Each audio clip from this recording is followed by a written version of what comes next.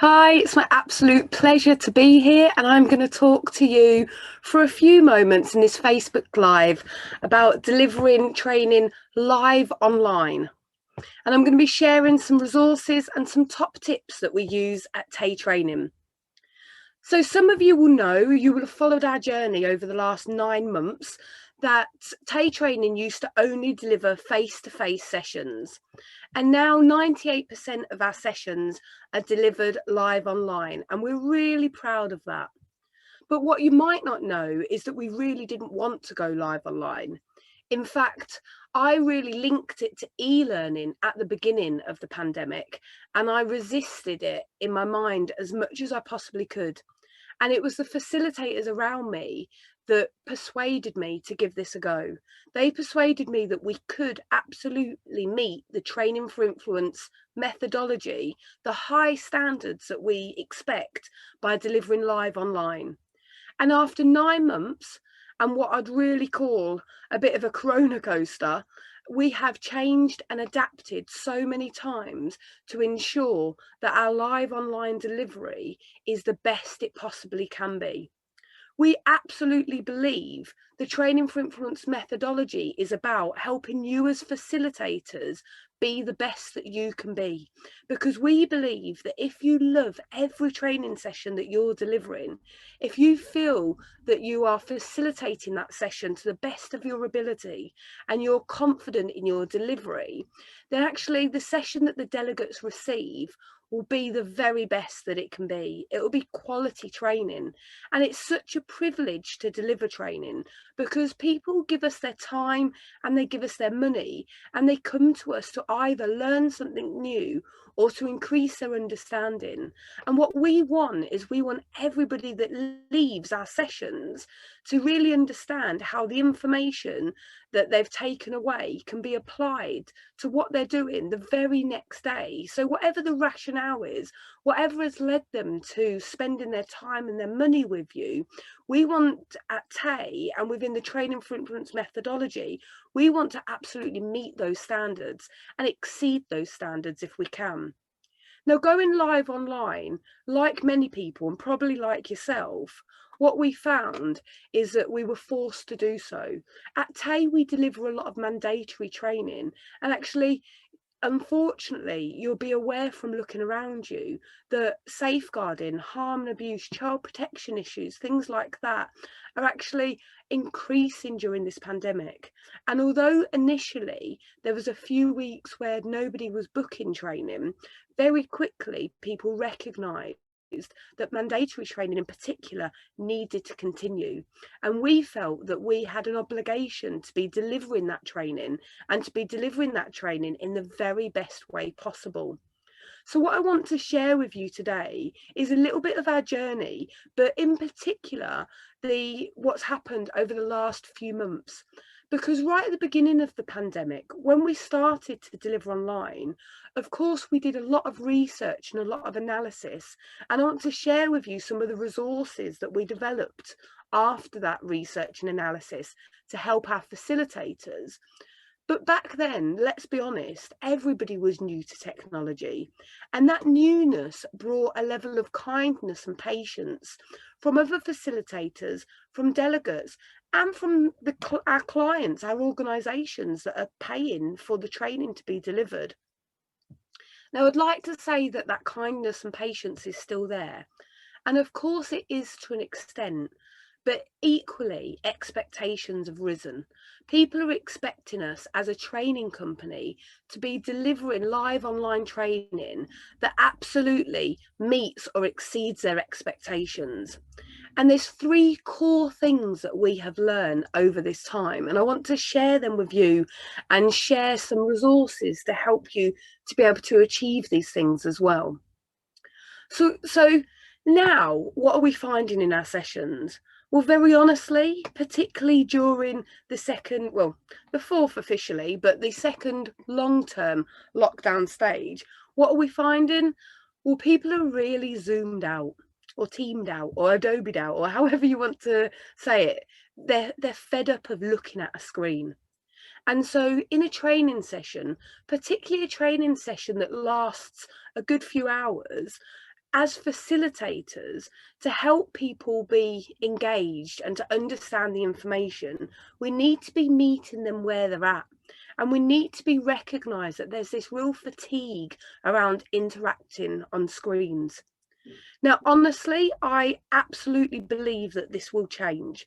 So I do believe that going forward, post-COVID, and that's where I'm focusing and really thinking about post-COVID, people are going to be really pleased when they get to spend a day at home in their pajamas, interacting with training online. But those expectations are still going to be much higher because technology is a part of our lives now. So I want to share with you some of the things that we've done at Tay. Now, some of the things you might have already heard if you've listened to our podcast, or you might have been following us and downloaded our blogs. But if you haven't, I'll tell you where to receive some of that information. So what are we doing now? Let me share my screen for a moment and share some of the resources that we've got available and how we've adapted what we're doing.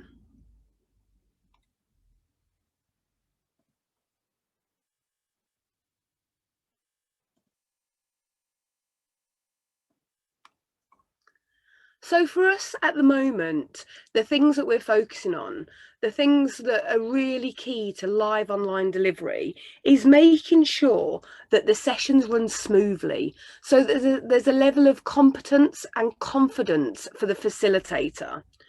Making sure those sessions are interactive and engaging, and that we know absolutely how to meet those different learning styles. That's really core. And then accelerating that learning wherever we can and passing some of that responsibility back to the delegates. So there's a few things here that I'm going to share with you. So let's talk about learning styles for a moment. These fit into the engaging and interactive step of the Training for Influence methodology. But when we're face to face, we did all of the research to ensure that we're meeting the different learning styles and that we are looking at the methodology and ensuring that everybody in the room are having their needs met. Of course, we're very story based, we're very emotional. We make sure that that theoretical information is there, and we make sure that people are moving about, and we make sure that people are using their creative ability and that they've got kinesthetic things to be able to use to really kind of bring those senses alive. But how on earth do we do that online? Now, this is one of the resources that we've developed for our facilitators and that we share within the Training for Influence Train the Trainer course. And what we've done here is we've broken down the theories of the learning styles into something that's really, really tangible. And you'll see in front of you the activity examples and checklist. And this is really simplifying things for you. So if we're talking about learning styles, if we're in a room, the way that we present things might be quite different. And what we wanted to ensure was that we could do the exact same online. And that took a little bit of different investigation. But one of the things that we were really surprised to uncover was the fact that learning online actually really meets some people's learning styles. Now that might not be rocket science, but it wasn't obvious to me. Do you know, that had passed me by, and I think that had passed me by a little bit because I was connecting it very much to e-learning. But actually learning online meets some people's learning styles. There's less noise, there's less distraction, and there's less of their colleagues or their team members really taking over that space, that learning space. It gives everybody the opportunity to engage at a balanced level, and there's some increased opportunities for the facilitator to be able to identify the people who need a little bit more support. And all of that came as quite significant surprises to us. Some people much prefer learning live online. And that's one of the things that really fed into our increased 97% excellent feedback score this year at Tay. So looking at learning styles and thinking about, particularly for people who have delivered face to face, for a long time, you might wonder how you can adapt your information so that it does meet different learning styles. So this checklist we've adapted. And you'll see here that what we've done is we've broken down all of the different learning styles into different ways of presenting information and engaging with people. And so this is no different than if it was face to face. This checklist is no different. It's absolutely the checklist that we would be covering. And actually we would be ensuring that we're having these different elements at least every 20 minutes. Now, some of the elements, of course, interlink with each other. And in one activity, you can do a whole variety of different things that bring alive the different elements and really play to those different learning styles.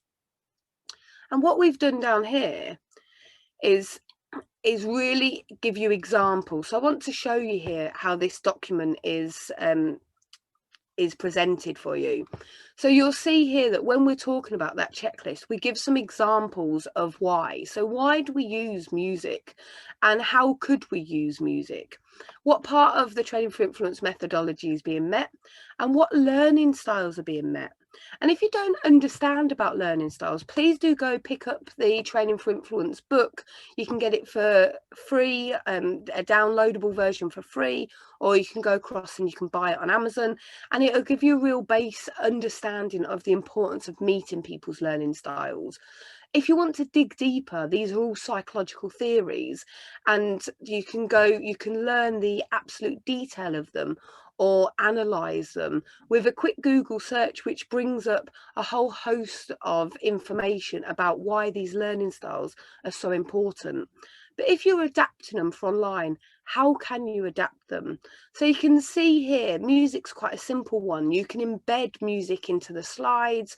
You can share your computer sound while delegates are entering the meeting, during breaks, and for quieter activity. And so it gives you examples there of how to do that. But some of the learning styles are a little bit more complicated. So you see here, again, some videos, quizzes or games. So what have we got here? Why do we use quizzes or games? Talks about how the training for influence methodology is met, but really importantly, look at all these different learning styles that are being met.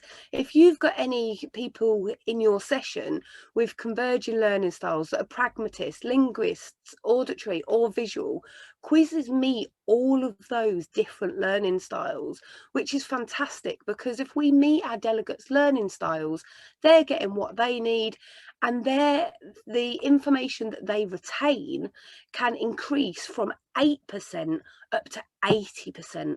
And that's what we want as facilitators. We want our delegates to absolutely retain as much information as possible. So we want to meet all of these different learning styles. So how do you adapt your quizzes so that you can do them live online? So some really simple ways here. So you can show the terms on the screen for all different delegates, and then you can explain the different elements, and you can get people to just raise a hand, put their thumbs up, react, unmute, and give their answers. So you can do it really simply here. Or you can use something really simple, a technology plugin like Slido, and use the quiz poll option. There's even a quiz poll option on Zoom. And if you're not sure about how to use Slido or Zoom with the quiz poll option, you can download a free Slido facilitator guide or a free Zoom facilitator guide from our Training for Influence website. We've got a whole host of free resources on there, and it will take you through really specifically how to do these quizzes from a facilitator perspective, and it will show you videos on how to set them up for your training courses as well. But quiz is great as well, because you can get people involved as teams online with quizzes. So you can put the delegates into groups, and you can get them to come up with a team name, and you can absolutely get them to fill in worksheets in those groups. You can do races with them. You can get them in their breakout rooms, and then it's the first group to come back to the session with all of the winning answers and things like that. So there's a whole host of different ways that are explained within, as I said, this free resource. But we use quizzes in nearly every single TAE training session because they're that powerful. You can do them at the beginning of the session to really kind of bring alive some of the pre-learning that you might have sent out, but also you can do them during the session as a group or as a one-to-one activity. They're really, really powerful, and they meet so many different learning styles that they're a really quick win. So there's quite a few other different things that we can do to meet different learning styles. So I'll pick a few more as examples. So let's do this one. This is a team building one, and this is a great way of bringing a team, old or new, together. And you can do this in your training session. So one of the good things about delivering live online is that actually geographically people can join from anywhere. And we're having some organisations booked where their team members are booked all over the country or even internationally. And one of the things that they love about the live online training is it is bringing them together. So how do we ensure that when we're bringing them together, that we really build with them some key team building opportunities? Well, there's a few different things that we can do. One of the things that we can do is actually right at the beginning of the session, during breaks and at the end of the session, is open breakout rooms and allow people to go into those breakout rooms to just have a bit of a conversation. You know, those conversations that you might have in the tea room of a training course? Well, that's what we want to really cover and represent in a live online session. Now, this might sound really simplistic, but actually it's so powerful. So one of the things that we do at TAE now, and it plays to kind of our comfort zone with regards to giving the facilitators enough time to ensure that everybody has an understanding of the tech they're using. But at the beginning of the training session, we'll let people in one at a time. And when we let those people in, we'll have a conversation with them to say, have you used this technology before? Have you used Slido or any of the other plugins that we're using before? How confident are you? Do you have a strong Wi-Fi system? Is there anything you're concerned about from today's session? We'll do all of that. But then when we're doing that, we'll then, after we've answered those questions and help them with any of their tech issues, we'll then pop them into a breakout room. And in that breakout room, there might be some really quiet music playing in the background, but what they'll find is their colleagues are in that breakout room too. And we'll say to them, we're popping you into a breakout room, feel free to turn your mic off, feel free to turn your camera off, go get yourself a cup of tea, or if you choose to, feel free to interact with your colleagues.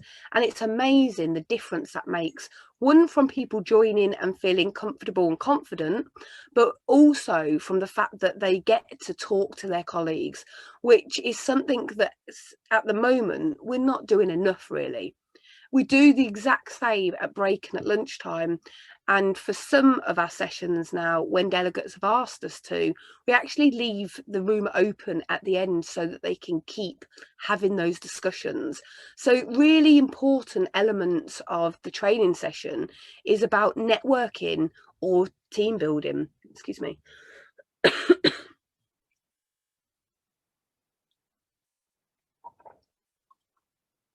So you'll see here that also for our learning styles and for the training for influence methodology that we want to meet, we are trying to build teams connectivity in those sessions as well.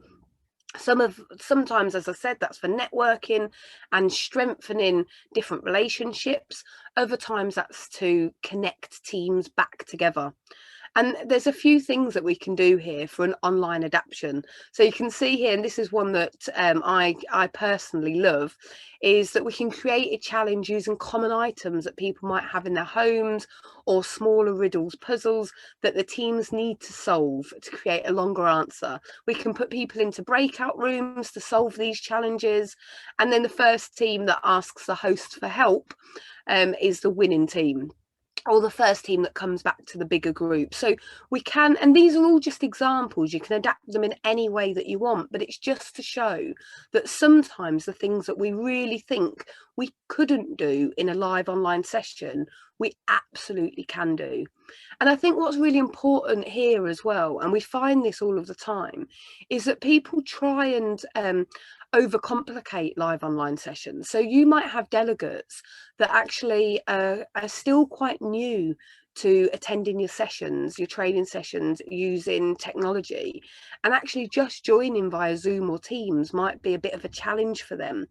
And so to be able to make the sessions engaging and interactive in ways that are tangible and in their homes is really powerful. Do you know, don't forget about that old pen and paper. Don't forget about getting them to kind of draw things or write notes or go and search out items in their home. We find activities like go and find a piece of fruit, and then we describe that fruit to talk about professional boundary and about how words can hurt, and it's not all about physical abuse and things like that within our training sessions.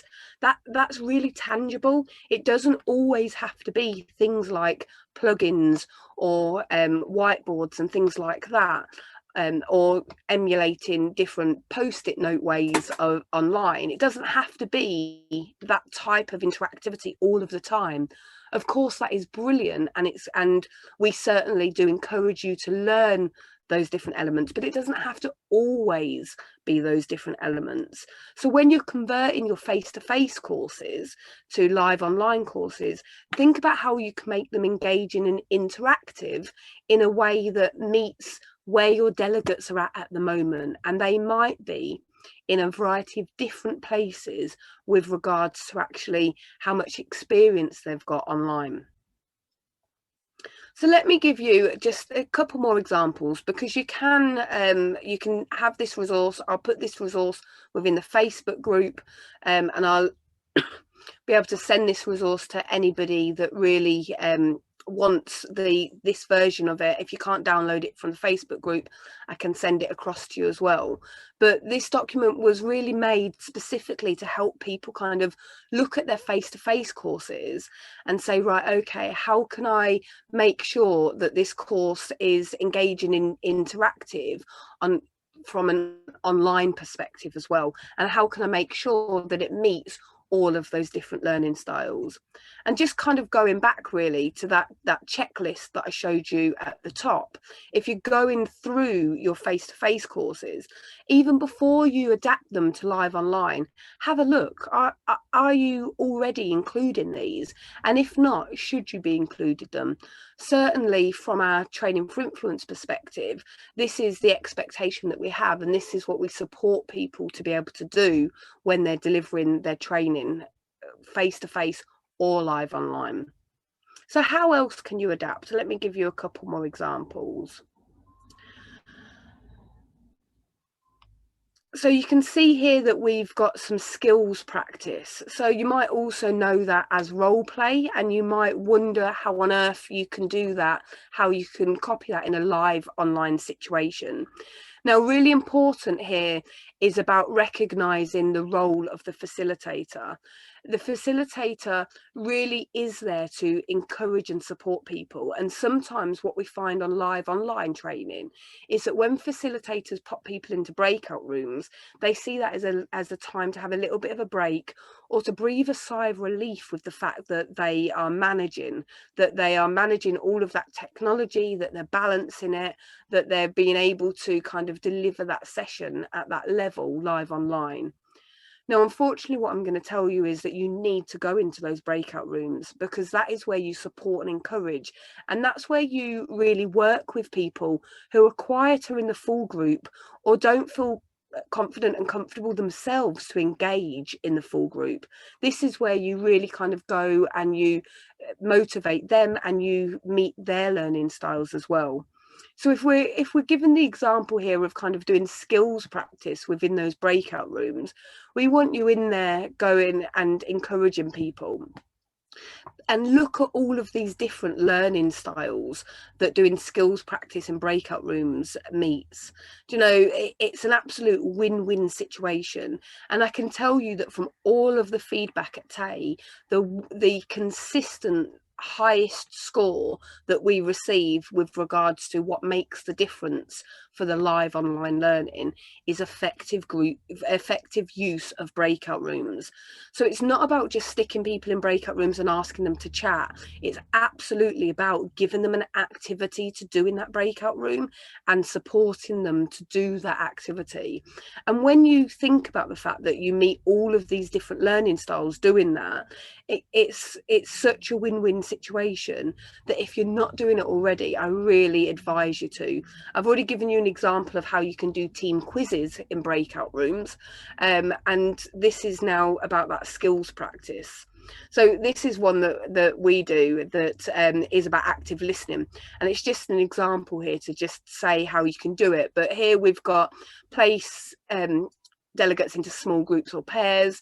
We assign the delegates a role, so one of them might be a support worker, one of them might be a service user, and then we give them specific scenarios to act out, such as completing a risk assessment by using only closed questions or things like that.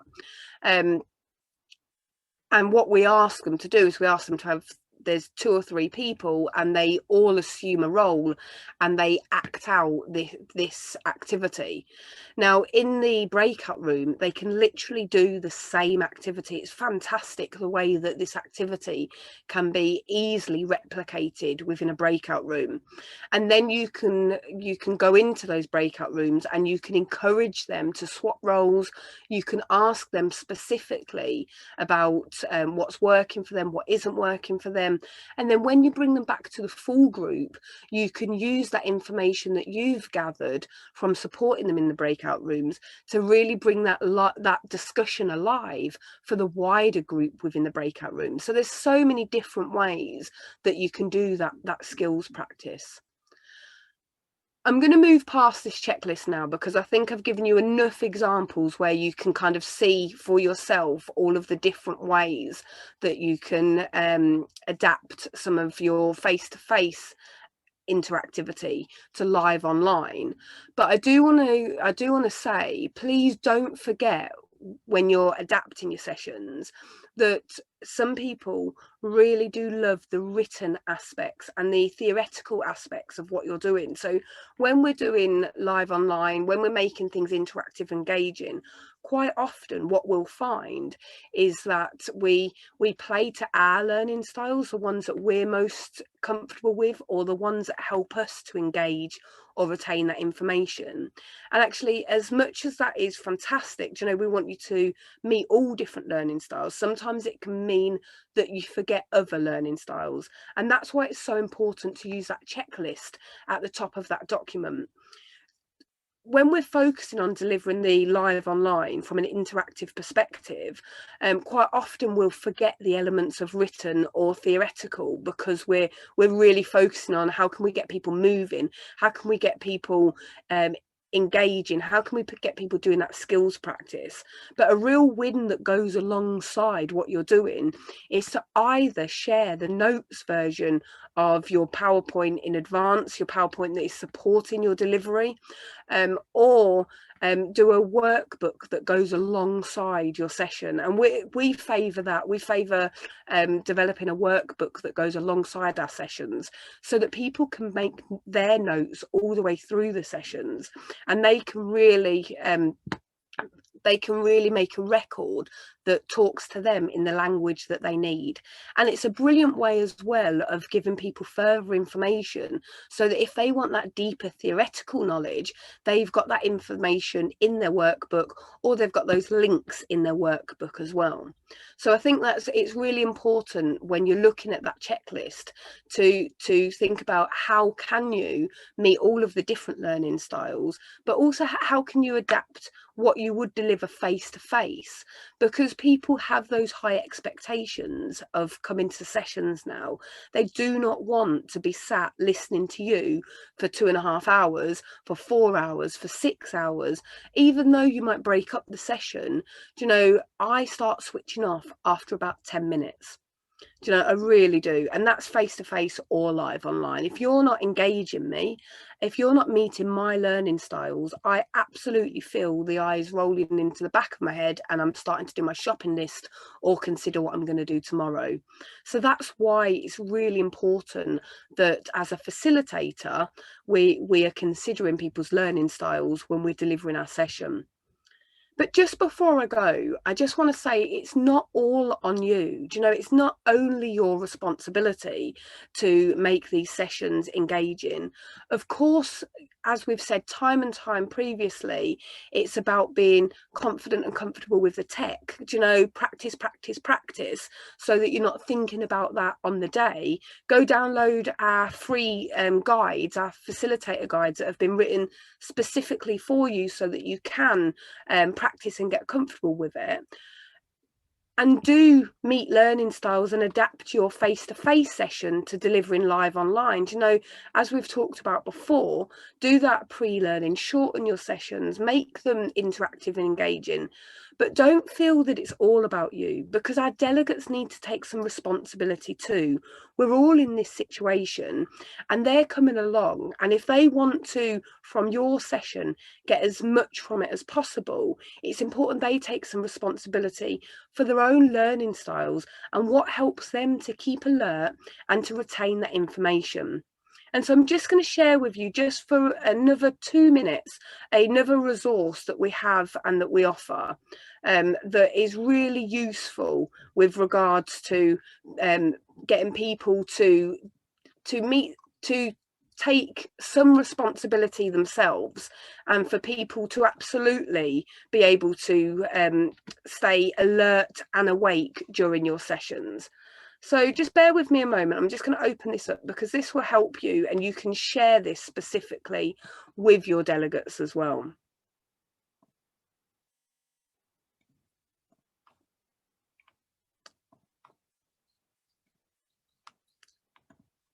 Okay, so some of you will have already seen my blog, which was sent out a couple of weeks ago, and I think we popped it into the Facebook group. And it's called From Zoomed Out to Zoomed In, but actually it talks about accelerated learning. And I'm really passionate about this because I need to, all of the time, if I'm not talking or engaging in a session, whether that's a meeting, whether that's a training session that I'm attending, if I'm not engaged at that point, if you're not meeting my learning style, and bearing in mind you can't meet my learning style all of the time because there'd be a whole host of other people as well, if you're not meeting my learning style, then I need to take some responsibility myself for ensuring that I stay alert and awake and I retain that information. And within our face-to-face sessions at TAE, we talk a lot about accelerated learning, and you'll find on the tables kind of different things to play with: synthetic sand, Play-Doh, sweets, colouring and things, to me, all to stimulate all different senses. And we ask people to play around with them. We ask people to find out what their dominant sense is to help keep them alert and awake. And so what we've started doing for our live online sessions is giving that responsibility to the delegates. And actually we send this out in advance now before our sessions. And it talks to people about actually how can you take responsibility. And very honestly, in addition to this, my children, they're at online school at the moment, all day, every day, and they have a little section of their desk. In fact, this is my youngest daughter's section of her desk. She's 12, of different things that help them stay alert and awake during their online school as well. And this just shares some top tips so that you can pass some of that responsibility back to your delegates. Do you know, if they're coming along, if they're giving up their time and their money, they want to take as much from your session as possible, we want to share some of that responsibility. So you'll see here that the top tips I've talked there about keeping an activity box on your desk, do you know, with Tangle toys, fidget cubes, etc. You can print out some colouring sheets and colour with them, and there's some Tay training mandalas and motivational quotes that you can download from this resource. Doodle, tap your foot, roll your shoulders, you know, those type of things. We've said to people, if you like knitting or crocheting, doing jigsaw puzzles, do those during our training sessions. That's absolutely fantastic. There's 10 top tips here, and it really explains how, from an accelerated learning perspective, if you know what your personal dominant sense is, you can take some responsibility for keeping yourself alert and awake. So introduce that to your delegates at the beginning of sessions, or with the information that you send to them before they attend one of your sessions, because then that's giving them some responsibility as well to really stay alert and retain that information during your sessions. I truly believe that live online sessions are here to stay. And very honestly, with Tay, as we go forward, as we move out of the lockdown, as we move out of the pandemic, we're going to be offering all of our customers the opportunity to have face-to-face or live online session. And as I've said, some customers are really finding benefits to the live online sessions that can't be shown in the face-to-face sessions, and some of that might be about learning styles, but also some of that might be about the geographic spread of their organization, or it could also be about the finances, because they're not paying for people to travel right across the country or their county to attend a session. And I even had a conversation with a local authority yesterday who said, actually, we can offer our organisations far more training from the training budget if we deliver it live online, because historically 40% of our training budget has been in their travel. So I think we're going to start seeing a sea change. So if you don't already deliver live online, I really would recommend that you go across to the Training for Influence website, you download the free resources, particularly the technology guides. That's where I'd say to start, because you have to become confident and comfortable yourself as the facilitator in delivering the sessions before you can then ensure that you're meeting the needs of all of your delegates. I'll be sharing resources all this week within the Facebook group, and if you've got any questions, please do just get in touch with us. I'd love to chat, love to share some more information with you. Thanks a lot for watching today.